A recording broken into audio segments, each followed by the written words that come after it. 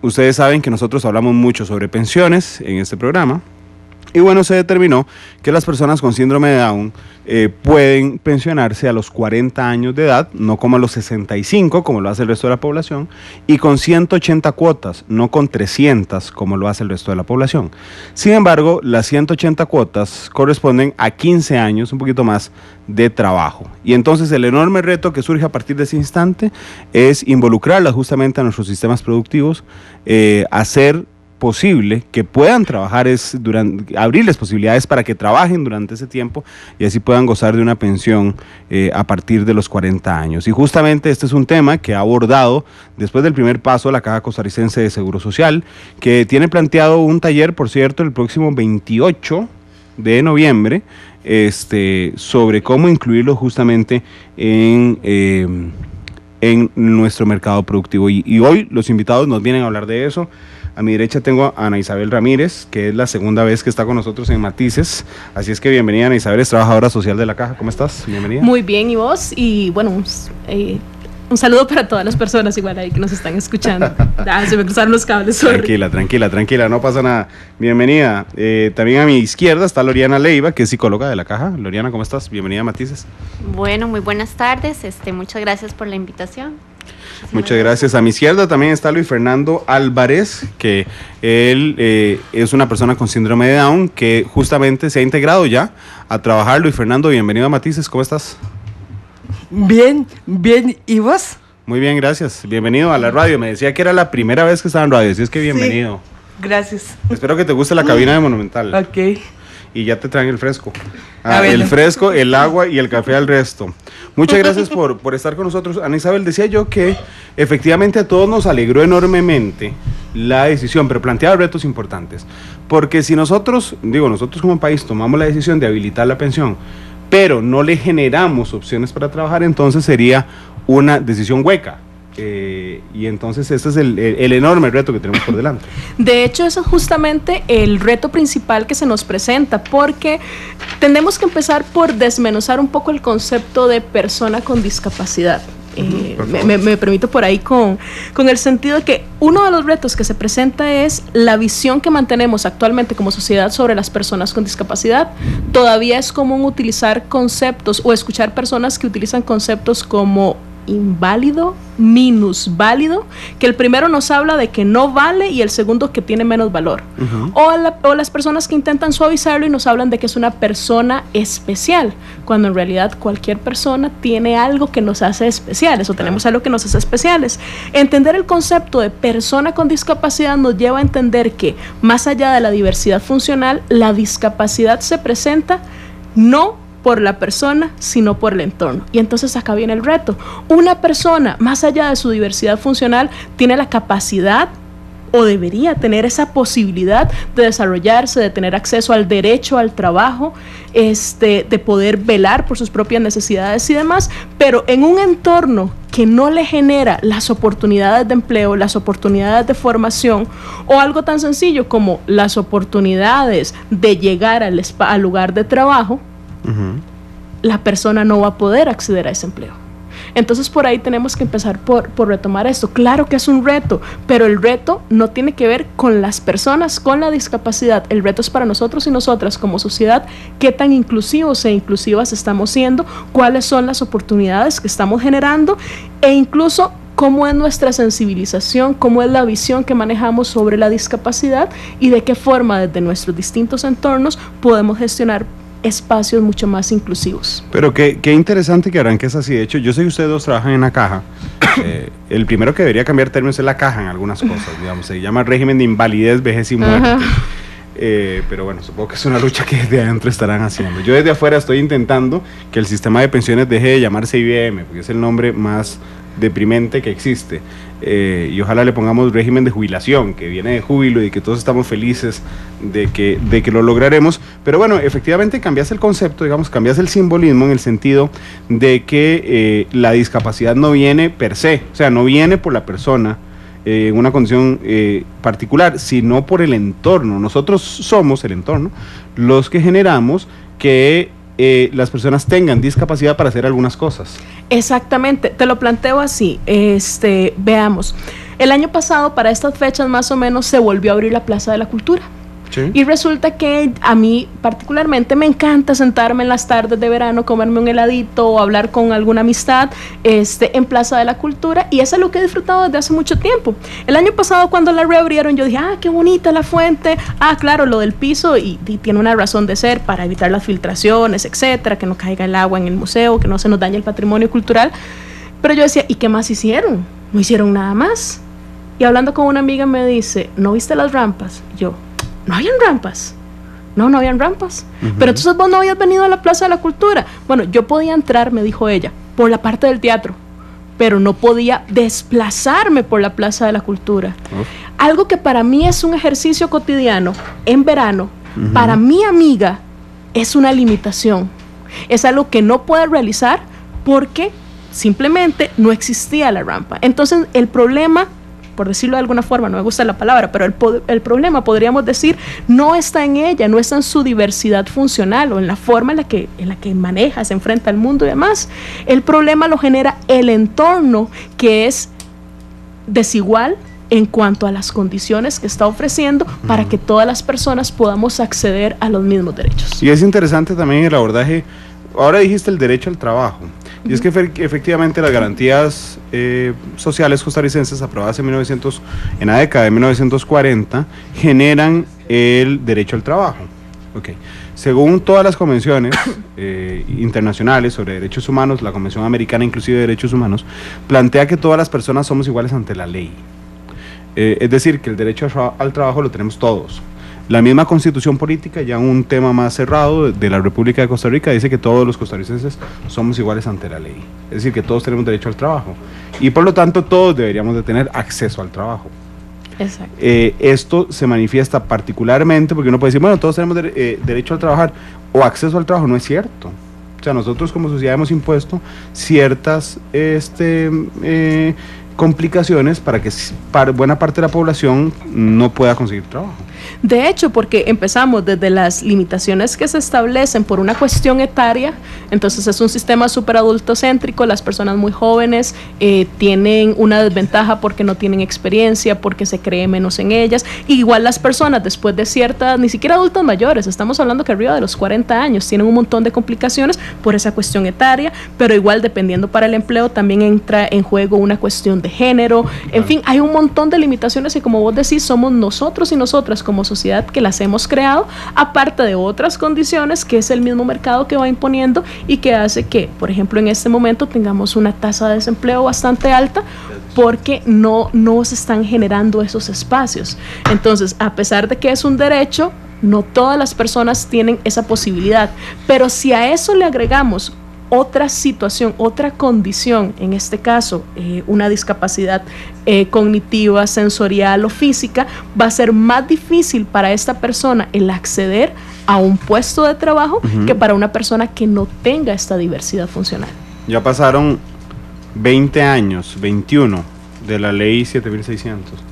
21 años, de ahorita que busqué la fecha de publicación en la Gaceta, realmente me sorprendí, yo pensé que era mucho menos, pero lo cierto es que ¿cómo evaluarías vos hoy si efectivamente, para mí es un enorme avance jurídico, pero en la práctica ¿hemos avanzado a la velocidad que requería la ley 7600? No, de hecho nos hemos quedado atrás en varios aspectos porque, por ejemplo, nuevamente el derecho al trabajo no se establece únicamente en la Constitución, sino que, bueno, por ahí de hecho antes estaba conversando con Loriana y también efectivamente se establece en la misma ley 7600, pero en otros aspectos en general nos hemos quedado atrás. Por ejemplo, el tema de transporte público fue uno en el que, a pesar de que la ley estaba aprobada y se había dado un plazo, hubo como 2 prórrogas después de ese plazo que se venció para conseguir que finalmente un cierto porcentaje de los autobuses tuviesen las rampas. Sí. Pero igual no hay un punto que establezca que esas rampas tienen que estar funcionando en buenas condiciones, etcétera. Y entonces las compañías de autobuses dicen, no, sí, yo tengo el número de autobuses con rampas.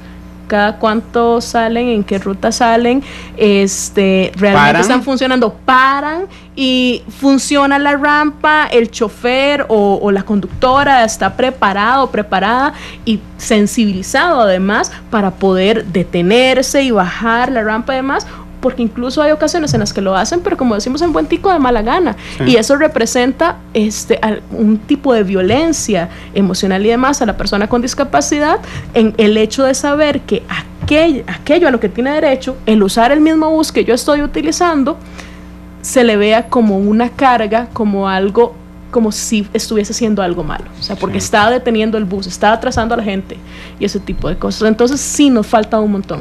De hecho, he visto buses adaptados en líneas directas y yo no le encuentro sentido. Es decir, un bus que sale de una provincia llega a la otra y la gente que está esperando en el resto de paradas usa unidades normales, digamos. Entonces deja de tener sentido. Loriana, a tu criterio, con la ley 7600, ¿vos crees que hemos logrado avanzar a la velocidad que necesitamos? Porque pareciera increíble que 21 años después no la tengamos 100% garantizada.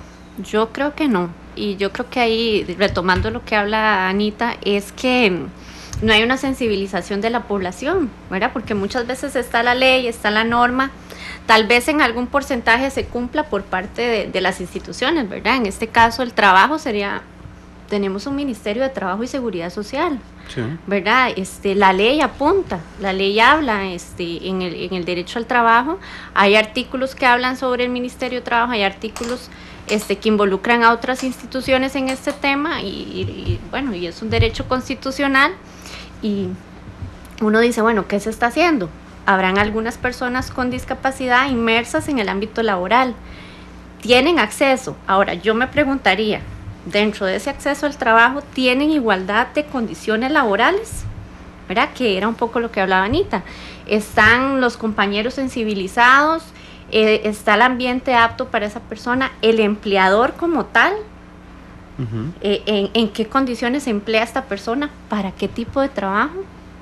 ¿Verdad? Entonces, hasta eso se está convirtiendo, es acceso al trabajo, pero hasta qué punto también ese mismo acceso al trabajo puede ser un poco discriminatorio, ¿verdad? O en otras condiciones para esa persona. Sí. Por ejemplo, ¿verdad? Entonces, eso es una parte. O sea, vamos a tener que hacer una nueva ley que se llame real acceso al trabajo. Real para ver acceso esos detalles. ¿Verdad? Porque va más allá del simple acceso de que estoy aquí laborando. Sí. Sino que en qué condiciones yo estoy laborando, ¿verdad? Están capacitando a mis compañeros, a la misma persona con discapacidad, la están capacitando para ejercer su función dentro del trabajo, ¿verdad? Porque hay que hablar también de los tipos de discapacidad o de requerimientos que necesita esa persona para realizar su función, ¿verdad? Loriana, desde la psicología, la construcción personal surge también de la imagen que los otros reflejan de nosotros. Es decir, siempre es muy complicado ser el otro. Y ahora que lo decía, voy a permitirme decirle a Ana. Gracias. En el tema de los buses, por ejemplo, cuando el chofer para el bus para que una persona con discapacidad haga uso de los dispositivos especiales y tenga derecho a subirse al bus como el resto, efectivamente muchas veces lo hace de mala gana, o a veces el chofer no lo hace de mala gana, pero el resto de los pasajeros empiezan, hey, zócale, mejor no pare, bueno, y entonces esto genera inmediatamente una reacción psicológica por parte de la persona con discapacidad que está haciendo uso. ¿Me podrías elaborar un poco sobre cuánto pesa esto? Mucho, ¿verdad? Primero que es una violencia social, ¿verdad? La discriminación es una violencia social y como todo tipo de violencia va a tener sus efectos emocionales, psicológicos, en su autoestima, en su autoimagen, en su desarrollo, ¿verdad? O sea, que van a tener consecuencias no solo en el momento, sino a largo plazo, ¿verdad? En la persona. Eso por un lado, ¿verdad? Y de ahí, por otro lado, yo diría que lamentablemente, ¿verdad? Hablando las cosas realistas en nuestro país, lamentablemente vivimos en una sociedad muy discriminatoria, ¿verdad? Muy excluyente, demasiado excluyente, y partimos de un modelo que el otro día lo veíamos, un modelo de persona ideal que no existe. Entonces, casi que nadie cabe dentro de ese modelo, pero dentro de ese modelo juzgamos al resto, ¿verdad? Y lo violentamos, o sea, lo agredimos. Sí, y es curioso que seamos una sociedad tan discriminatoria cuando todos somos igualiticos. ¿Verdad? Que es, por cierto, es el mito más falso que hay en Costa Rica, porque efectivamente juzgamos muchísimo a los otros, pero además, digamos, ahí todos somos iguales. Vos salís a la calle, le preguntas a cualquier costarricense si todos somos iguales y te dicen que sí, pero hay unos más iguales que otros, ¿verdad? Los que se parecen a mí normalmente son menos juzgados que los que son diferentes a mí. Sí, un grupito, ¿verdad? Yo pensaba en esto, ahora que escuchaban, digamos, personalmente, todos tenemos discapacidad, ¿verdad? En una medida u otra, todos. Y ahí no nos vemos en eso, sino que decimos la otra persona, la persona que tiene discapacidad, ¿verdad? Pero yo me acuerdo personalmente una vez escuché una jefatura que dijo, ¿para qué contraté a esta persona? Refiriéndose a mi persona, ¿para qué contraté a esta persona que es diabética? Yo soy diabética tipo 1 desde los 12 años, porque me va a producir menos que una persona que no es diabética. Y yo dije, ¿y en qué tiene que ver? ¿Sí? ¿Verdad? O sea, a mí, desde mi vivencia, pero ver la visión del otro. Entonces yo pensé hacia adentro, ¿qué debe sentir una persona, verdad? Ya con una condición. ¿Eso lo has vivido una vez, nada más? Sí.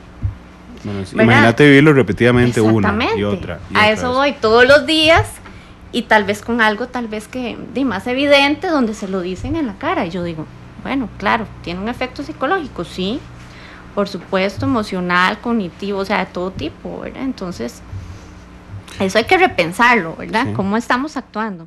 Esto es Matices. 2:34 p.m. Gracias por estar con nosotros en Matices. Les repaso lo que veníamos hablando en la entrevista de fondo hoy, y es que recientemente la Caja permitió que las personas con síndrome de Down se pensionaran a los 40 años con 180 cuotas. El resto de la población se pensiona a los 65 con 300 cuotas. Y entonces estábamos hablando que la Caja va a hacer un taller el próximo 28 de noviembre, porque realmente el gran reto a partir de este instante es asegurar las opciones para que las personas con síndrome de Down puedan trabajar efectivamente y lograr las 180 cuotas que necesitan para pensionarse. Hoy tenemos representantes de la Caja con nosotros, y a Luis Fernando Álvarez, que es un chico con síndrome de Down que nos acompaña hoy y que está trabajando ya. Luis Fernando, ¿a dónde estás trabajando? Contame. Yo trabajo es en museo, es en museo de los niños, y hago es como romper el tiquete y ponerle el sello, y soy una fundación es de servicio al cliente.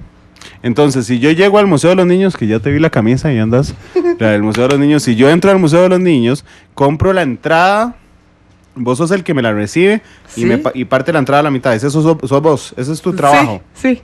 ¿Y desde hace cuánto trabajas ahí? Ay. ¿Hace mucho, poquito? Hace 3 años que estoy allá dentro del museo, ok, pero tengo otro trabajo que es antes, que yo ya me fui hace muchos años, y que se llama, es en Neonieto. En Neonieto. Sí, hace 2 años. ¿Cuántos años tenés vos? Yo tengo 26, tengo 27 años. 27 sí. años. ¿Y te acordás cuántos años trabajaste en Neonieto? No. No, pero trabajaste mucho tiempo en Neonieto. Sí. Y en el Museo de los Niños 3 años. 3 años y medio. 3 años y medio. Sí. Ok, contame una cosa, ¿a qué hora entras a trabajar? Yo entro de las 8 de las 8 y termino a trabajar a las 4:30. ¿Todos los días? Todos los días, menos los sábados y los domingos. Ok, trabajas de lunes a viernes de 8 a 4:30. Sí. ¿Cómo haces para llegar? ¿A dónde vivís vos? Yo vivo, yo vivo es en Coronado con mis papás. En Coronado. Sí. ¿Y cómo haces para llegar todos los días a las 8 al Museo de los Niños? ¿En qué te venís de tu casa? Es en carro. ¿Alguna vez has venido solo a trabajar? ¿No? No. Ok. ¿Y cuando salís a las 4:30, cómo te vas para la casa? Es en carro con mis papás. ¿Por qué? Porque esa calle es muy peligrosa. Sí, claro. ¿La del museo? Sí. Sí, muchísimo. Yo sé, yo paso por ahí las madrugadas cuando vengo para acá y es muy peligrosa. Ay, sí. Sí. ¿Y cómo te llevas con tus compañeros? Súper bien. Que yo me disfruto es con mis compañeros Alex, Sophie, Myron, Kimberly, con todo ese mundo, hasta los guías que me vacilan. Y así soy como un chico con Down y soy feliz. ¿Estás feliz? Sí. ¿Hay algo en el trabajo que hayas querido hacer y no has podido hacer? ¿No? No. ¿No? ¿En qué más te gustaría trabajar en el museo? A mí lo que más que me gusta es ay, ¿cómo es la pregunta? En ese momento vos recibís los tiquetitos y, ¿Sí? y los partís. Okay. ¿Hay algo en algún otro lugar del museo que quieras trabajar, que vos digas qué chiva trabajar en esto ahí en el museo? A mí lo que más que me encanta es del elenco artístico. Ujú. ¿Eso te gustaría? Sí. ¿Y lo has intentado? No. ¿Por qué? No, porque yo creo que es de que yo estaba es con un grupo, la de Flash Mob, es como un tipo baile, y lo que más me encanta. Es lo que más te encanta. Sí. Bueno, mandémosle un saludo entonces a Alex, a Sophie. ¿Sí? Ya los demás con Dijiste Myron. Myron, sí. Myron y Kimberly. Y Kimberly y Jeffrey. Y Jeffrey. Y Andrea. A todos los que quieras, mandáselos. Que se me olvidó. ¿A quién más? ¿Cuál dijiste? ¿Andrés? Y Andrea. Andrea. Sí. Ok, bueno, mandarle un saludo a todos. ¿Vos sos el único chico con síndrome de Down que trabaja en el museo? No. Pero es que hay una chiquilla que tiene 25 años, Uh-huh. que se llama es Andrea Chocano. Ella es una buena compañera y que la quiero mucho. Uh-huh. Bueno, Sí. entonces mandémosle un saludo más fuerte a Andrea todavía. Que el que le mandamos al resto. Anita. De alguna forma, Luis Fernando tiene suerte. Y cuando me refiero a tiene suerte es porque tiene a papás que pueden irlo a dejar en carro a su lugar de trabajo, porque efectivamente la calle del Museo de los Niños es muy peligrosa. Pero además el trayecto en bus desde Coronado hasta el Museo de los Niños es particularmente complejo. Es decir, que si Luis Fernando no tuviera a papás que tienen la posibilidad de tener carro y venirlo a dejar, se le complicaría el acceso a esa fuente de trabajo. De hecho, vamos a ver, pero se le complicaría, volvemos al mismo punto. A ese quiero llegar. No exactamente por su discapacidad o por su diversidad funcional, sino que nuevamente se complicaría por los elementos de por qué las rutas son complejas y de alguna manera excluyentes, o sea, Sí. porque no facilitan el transporte en general para cualquier persona. Entonces, déjame ponerlo en esos términos. Ajá. Más bien. La complicación para llegar al Museo de los Niños no es culpa de la discapacidad con la que vive Luis Fernando, sino que la línea de bus es excluyente, que el barrio es peligroso, que las aceras de ahí no hay aceras, por cierto, cuando vas subiendo hacia el Museo de los Niños no hay aceras, que tenés que hacer un larguísimo trayecto desde Coronado hasta el Museo de los Niños. Es así. Exacto. De hecho, bueno, actualmente para la actividad que estamos organizando para el 28 de este mes, que es un conversatorio donde buscamos justamente generar espacios de vamos a ver, espacios socioproductivos para incorporar al trabajo a las personas con síndrome de Down. Estamos coordinando con la organización o fundación, siempre se me olvida esa organización o fundación, Yo Puedo y Vos, y esa organización lo que está haciendo es captar personas con distintos tipos de discapacidad, coordina con distintas organizaciones qué empleos están buscando, o más bien digamos qué empleos ofrecen, qué tipo de perfiles están buscando, y busca a las personas indicadas con algún tipo de discapacidad para incorporarse en esos puestos. Entonces nos comentaba una de las funcionarias de esta organización que una experiencia muy bonita es con un chico, no me acuerdo si del lado de Guadalupe o Tibás, que consiguió un trabajo en Lindora, y entonces al principio el gran problema era cómo va a ser para desplazarse. Claro. Entonces como en la primera semana le acompañaron, y a partir de la primera semana los mismos compañeros y compañeras de trabajo le enseñaron o le ayudaron a utilizar los buses, y alguno pues vivía en esa misma ruta o algo por el estilo, y entonces pues aprovechan y vámonos juntos y demás, pero siempre digamos en los buses y demás. El asunto, ¿cómo vamos? Es justamente de que el entorno como tal no está ofreciendo los espacios, o sea, ya es difícil acceder o encontrar empleos o oportunidades de empleo, o más que todo, organizaciones que decidan quitarse la venda de los ojos y abrir los espacios que ya tienen esas organizaciones, porque de pronto lo que hace falta es un poquito de creatividad y de adaptación, pero además de que ya es difícil encontrar esos espacios, pues nuevamente vamos con las otras complicaciones que se generan. Pero otro elemento de suerte que tiene Luis Fernando es que vive en el GAM. Ajá.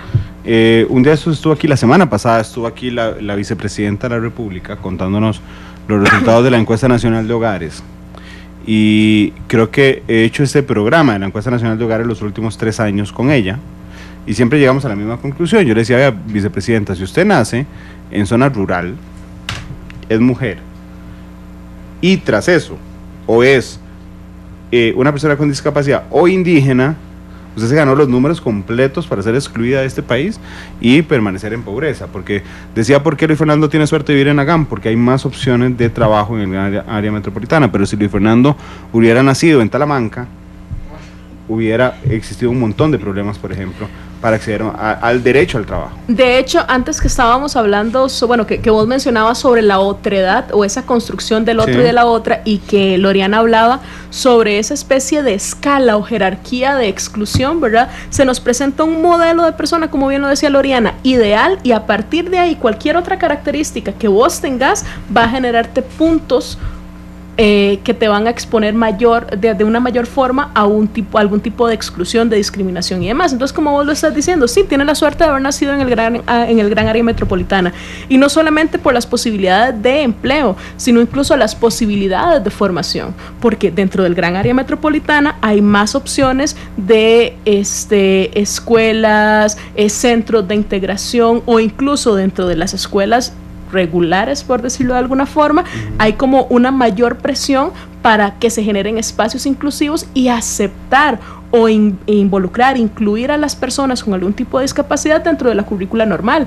En las zonas rurales es menos frecuente encontrar los centros de integración o los centros que antes llamaban especiales o las escuelas especiales y demás, y en general en el sistema educativo regular se encuentran menos posibilidades de acceder a estos espacios. Entonces ya no es solamente una cuestión de empleo, es una cuestión además de la formación. Y si nos vamos a las diferencias en carreteras, en aceras, en otro tipo de cosas, incluso los sistemas de transporte, porque qué sé yo, un bus de Sabana, o sea, la mayoría de los buses acá en el gran área metropolitana salen que cada 5, cada 20, cada media hora, dependiendo a dónde vayas.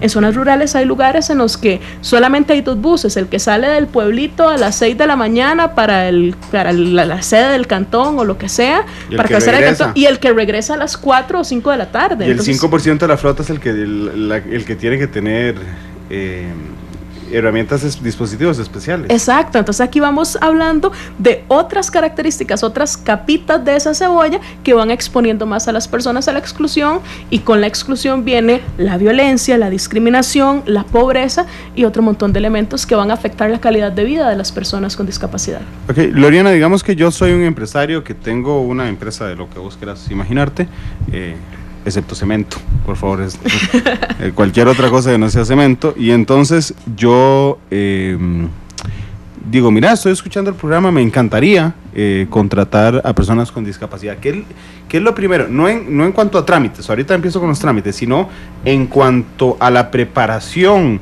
de mi empresa. ¿Qué es lo primero que tengo que hacer para decir, bueno, quiero contratar a personas con discapacidad? Yo diría que debe haber una sensibilización, ¿verdad?, de los funcionarios en general, de los empleadores, ¿verdad?, en un primer lugar, pero de los funcionarios, del ambiente, ¿verdad?, porque si esa persona va a llegar a trabajar, pero va a haber muy, ¿verdad?, o va a ser discriminada sin querer, a veces sin querer, ¿verdad?, porque no estamos capacitados, porque ignoramos cómo es que incluso a veces en el buen trato, en tratar, más bien estamos haciendo lo contrario, ¿verdad? Claro. Entonces hay que saber cómo, hay que prepararse, ¿verdad? Hay que prepararse, ¿verdad? Me contaba un amigo, cuando hoy anunciamos a las 11 de la mañana que íbamos a tener este programa, y me contó un amigo en el almuerzo una experiencia. Me decía, mira, en mi trabajo, es un banco, en mi trabajo, en la oficina de él particularmente, contrataron a una persona que no escucha, pero me lo contó muy orgulloso porque me dijo, antes de que entrara, todos aprendimos lesco, porque, digo, a mi parecer lo peor que podía hacer era llegar y que no podía comunicarse con nadie.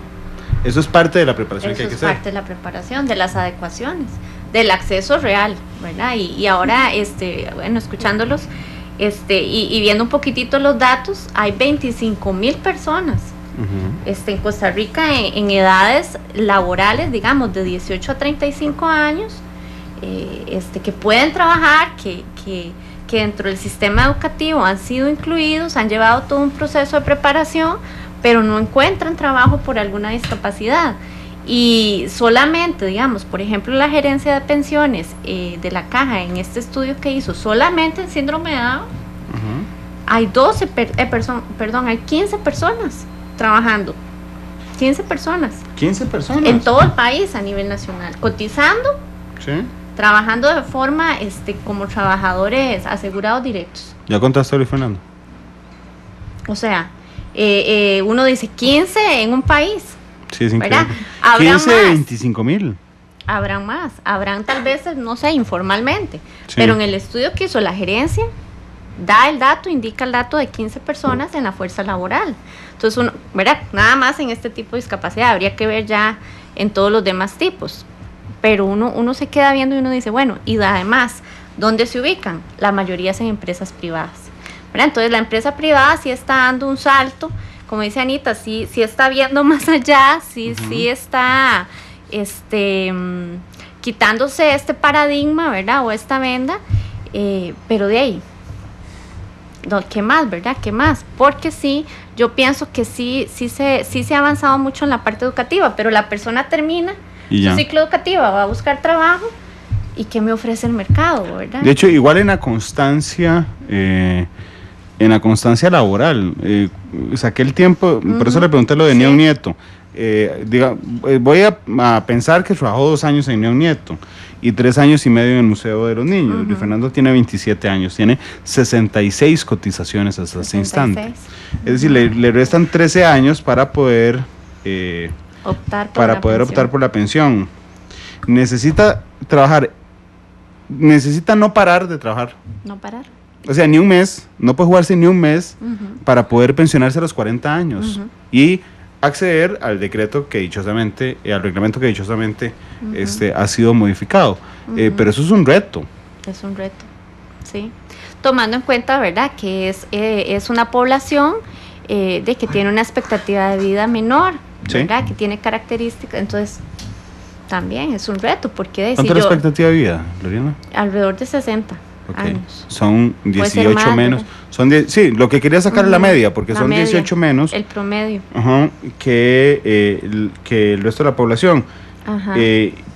por eso justamente se hace más justo la pensión más jóvenes. Pero, por ejemplo, Luis Fernando empezó a trabajar a los 23 años. Eso le genera que haya, desde los 18,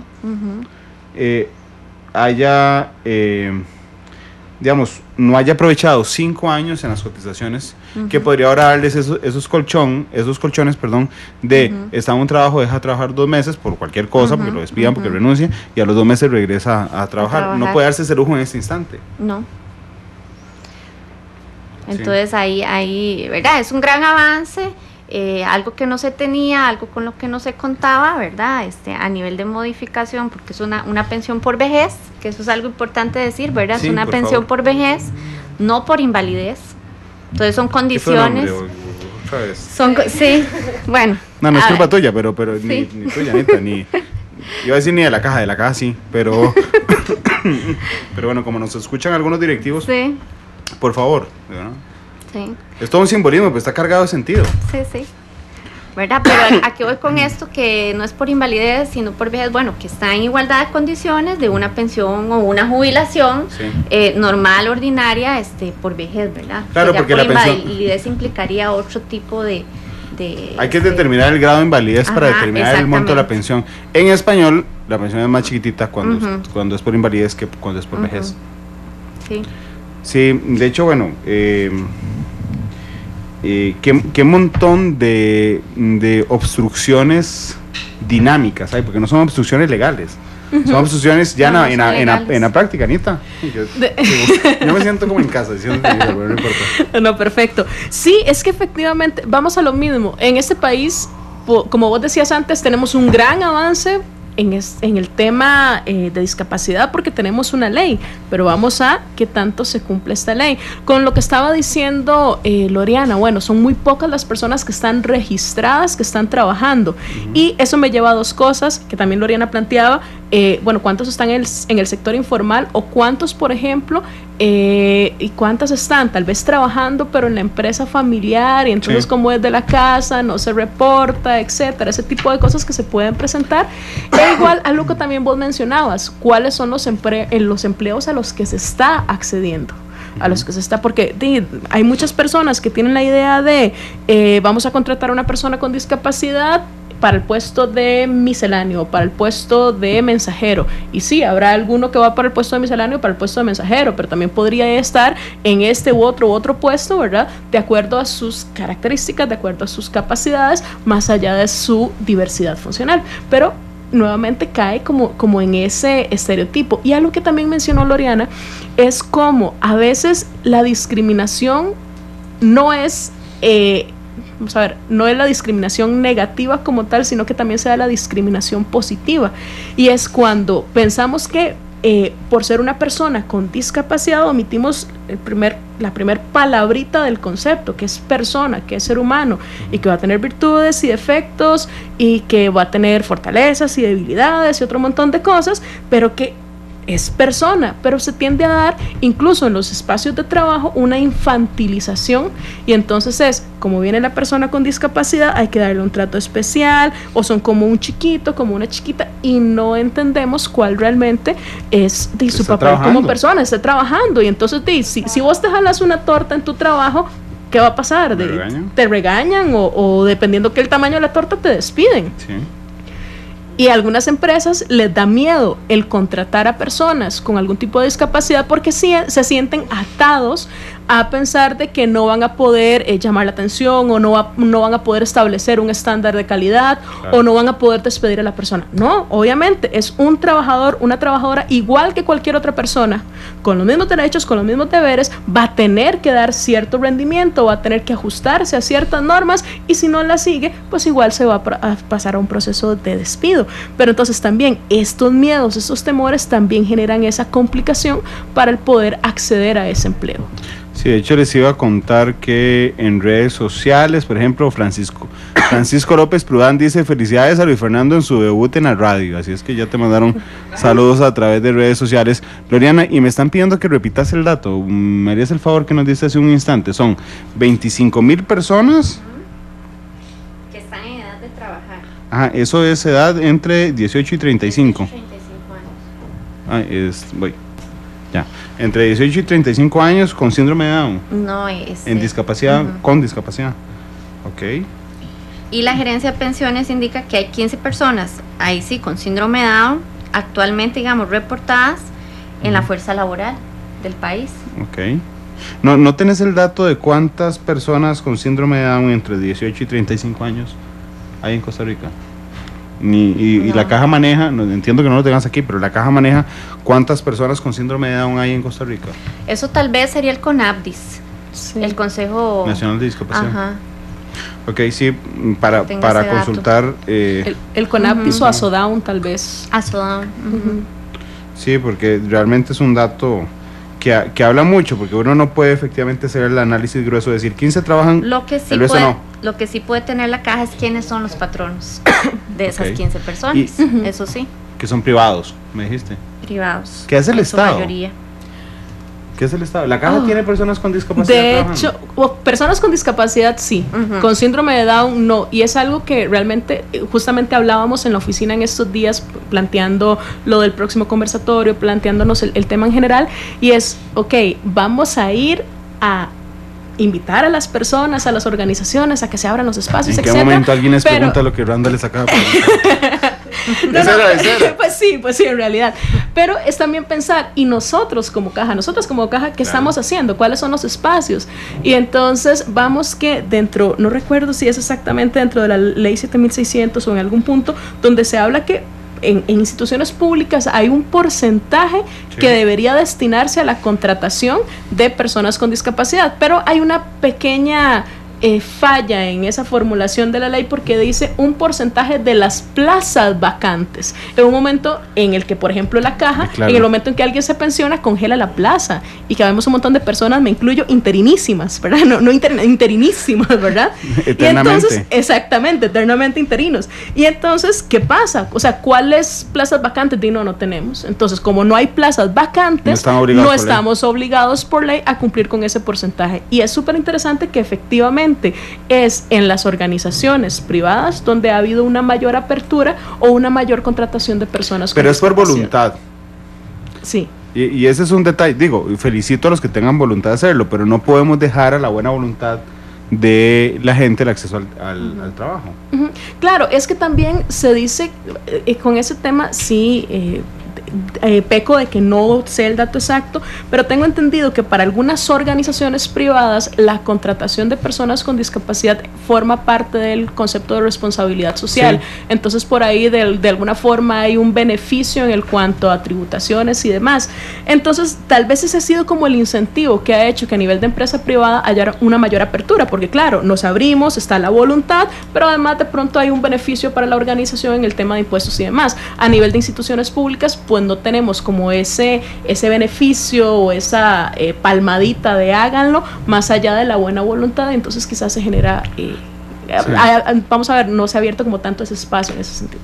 No se ha abierto nada. Sí, de hecho. Fuiste muy diplomático, pero en realidad está absolutamente cerrado, porque el artículo 23 de la ley 7600 dice: el Estado garantizará a las personas con discapacidad, tanto en zonas rurales como urbanas, el derecho de un empleo adecuado a sus condiciones y necesidades personales. Esto simplemente no pasa, No, así, no. de tajante no. 21 años después. Son las 3 en punto, déjenme ir a una... Bueno, antes de ir a la pausa, quiero hacerles una pregunta. No les toca a ningún departamento de ninguno de ustedes, pero quiero saber, Luis Fernando cotiza para el IUM. Ok. También cotiza para el SEM. Es decir, cotiza para la pensión y para el seguro de salud. Es decir, Luis Fernando es un asegurado. Ajá. Que en ese, ok. ¿Qué pasa con las personas con síndrome de Down que no trabajan y que son mayores a 25 años? ¿Tienen aseguramiento del Estado? En algunos casos sí, y en otros tienen un aseguramiento por el Estado, pero que proviene de que están pensionados y pensionadas. Y eso también es un factor que ha hecho que, según nos comentaba la funcionaria que les decía antes de la organización esta, Yo Puedo y Vos, uno de los factores que a veces también influye en el acceso al empleo tiene que ver con que para poder estar trabajando tenés que renunciar a la pensión. En el caso de las personas con síndrome de Down, está dentro de la pensión del régimen no contributivo, la pensión por, nuevamente la palabrita que no nos gusta, ¿verdad? Sí, pero bueno, así se Exacto, llama. pero así se llama. Y entonces para algunas personas, renuncio a la pensión que tal vez me tomó años y estudios y un montón de cosas obtener por un empleo, pero si me despiden del empleo también pierdo ese acceso a la pensión. Entonces, la respuesta concreta a la pregunta es si están asegurados o por el Estado o tienen algún tipo de seguro familiar o tienen este seguro que proviene de la pensión que ya poseen. Y esa pero la pensión que ya poseen es una, realmente es una paradoja. Exactamente, porque es la pensión del régimen no contributivo, es, a mi punto de vista, más simbólica que otra cosa. Obviamente, si la persona está trabajando, la pensión mínima de IBM va a ser una cantidad mayor, 130,000, va a ser una cantidad mayor, y además de lo que representa, porque el trabajo, además de ser un derecho, es la posibilidad de realización o de plenitud o incluso lo que te apasiona cuando lo estás haciendo y te gusta, ¿verdad? Entonces, podría tener una pensión mayor a futuro, además estaría contando con un ingreso mayor en este momento, porque el salario mínimo obviamente es como el doble de la pensión del régimen no contributivo, además de la posibilidad de sentirme útil, de aportar, otro montón de cosas que se pueden generar. Pero el asunto es lo que vos decías, me juego el chance, renuncio a la pensión. Claro. Me despiden en 3 meses y ¿qué pasa?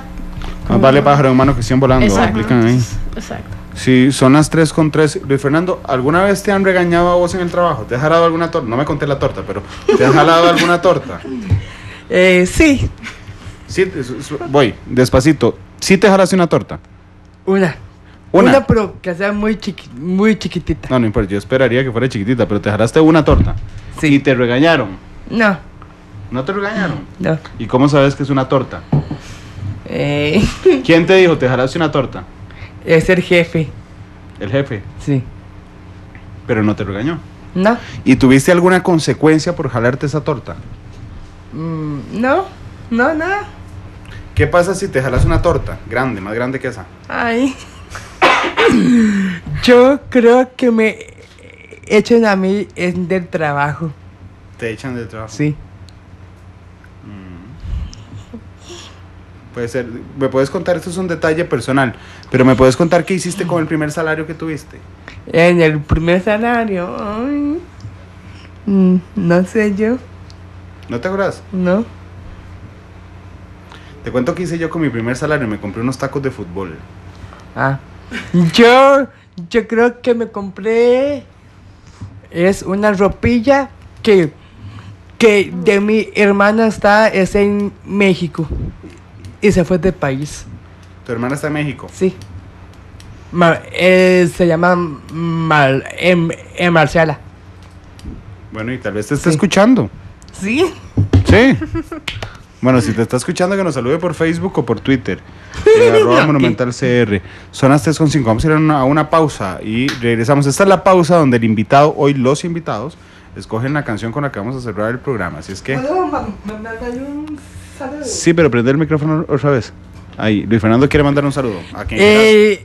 Es que quería mandarle un saludo a mis compañeros que están en Museo de los Niños, que muchas gracias es por apoyarme, es en todo lo que me pasa es con esta vida y que quiero decirle a mis papás y a mis hermanos que están escuchándome a mí que los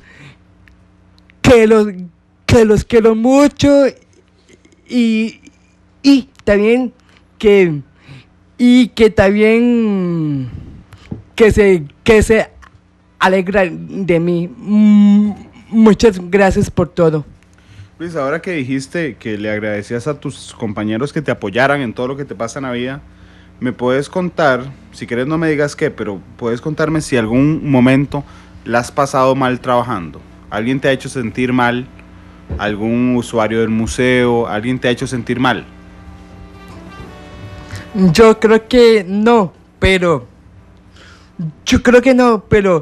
lo que más odio tanto es a un compañero que se llama Myron, es de Rodríguez.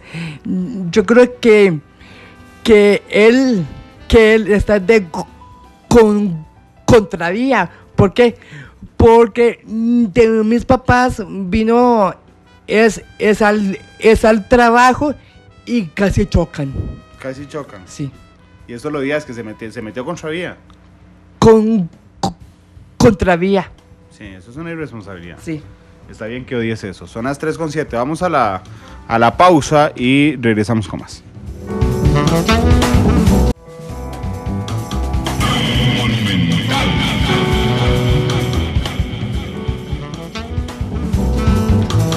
Tres de la tarde con 11 minutos. Muchas gracias por estar con nosotros. Nada más les recuerdo la noticia de la tarde. El expresidente de la República, Óscar Arias, está siendo indagado en este instante en el Ministerio Público, particularmente en la Fiscalía General, por el delito de prevaricato, que tiene una pena de 2 a 6 años de cárcel. Lo está haciendo frente, vamos a ver, iba a decir frente a la Fiscal General, pero lo correcto es que entró a la Fiscalía General. Como don Óscar no es miembro de los Supremos Poderes, entonces no lo tiene que hacer el fiscal general, puede hacerlo cualquier fiscal de turno. Estamos esperando que salga, todos los medios de prensa estamos esperando que salga don Óscar para que nos brinde declaraciones y los detalles a saber, por ejemplo, si le han solicitado medidas cautelares, cuáles son las acciones, en particular los hechos que se le están imputando y si declaró o no declaró respecto a aquel decreto famoso de interés público que firmó él junto con su ministro de Ambiente, Roberto Dobles. Estamos hablando hoy de matices, sobre la posibilidad que tienen las personas con síndrome de Down para integrarse al mercado laboral después de una reforma al reglamento que permite que ellos se pensionen entre a los 40 años con 180 cuotas.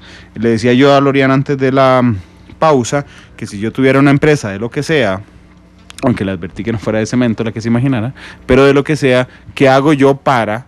Se me ocurre hoy, oyendo matices, ¿a quién le pido ayuda? No tengo idea de cómo sensibilizar a mi fuerza laboral para que reciban a una persona con discapacidad y no generen ni discriminación negativa ni la positiva de la que hablaba Anita hace un rato. ¿Qué hago? ¿A quién le pido ayuda? Bueno, yo creo que en gran parte ahí la caja, ¿verdad? En específico la Dirección de Prestaciones Sociales se está dando la tarea, ¿verdad? Está incursionando en esta sensibilización también, sumándose, porque no es la única institución a la que se pudiera recurrir en el caso de sensibilizar, de capacitar y de empezar, ¿verdad? Incluso de los encargados de recursos humanos, de reclutamiento, ¿verdad? De recurso humano, darse esta tarea y yo creo que ahí pueden contar en este sentido con la caja. Y también creo que Anita hablaba de una ONG, que está brindando todo un proceso en este sentido. Anita, ayúdanos con la ONG. Sí, la organización se llama Yo Puedo y Vos, y de hecho tienen perfil en Facebook y demás, y por ahí les pueden seguir para informarse un poco más. Como les decía antes, ellos y ellas se encargan de enlazar a las organizaciones con personas con discapacidad y buscar una persona con discapacidad que cumpla con el perfil de acuerdo a los puestos que la empresa X está ofreciendo o el puesto que necesita cubrir, ¿verdad? Uh-huh. Y no solamente hacen ese enlace, sino que al igual que nosotros y nosotras en la Dirección de Prestaciones Sociales, se encarga de ir a la empresa y generar espacios de sensibilización y de capacitación en los cuales pasan por hablar de qué es la discapacidad, de qué es una persona con discapacidad, hablar de los derechos, hablar de los deberes, de la ley en general, y buscar pues generar ese punto de sensibilización para que las personas interioricen lo que representa el estar, o sea, el tener una discapacidad y lo que el entorno puede generar como un espacio que incluya o que excluya. Y es que algo que de pronto ahora estaba analizando es, bueno, en el caso de síndrome de Down, que es para uh-huh. la ley esta en particular, uh-huh. pues sí, ya desde el momento en que nacemos y demás, pero en general hay muchos tipos de discapacidades que cualquiera de nosotros y nosotras podemos adquirir en algún momento. pero lamentablemente muchas personas no se sensibilizan sobre el tema de la discapacidad porque no les pasa por el cuerpo, como se dice. Es decir, como no es una realidad que me toca a mí directamente ni a mi familia, no me sensibilizo. Y lamentablemente me empiezo a sensibilizar o a entender estas diferencias que se generan hasta que alguien cercano o yo mismo lo estoy enfrentando.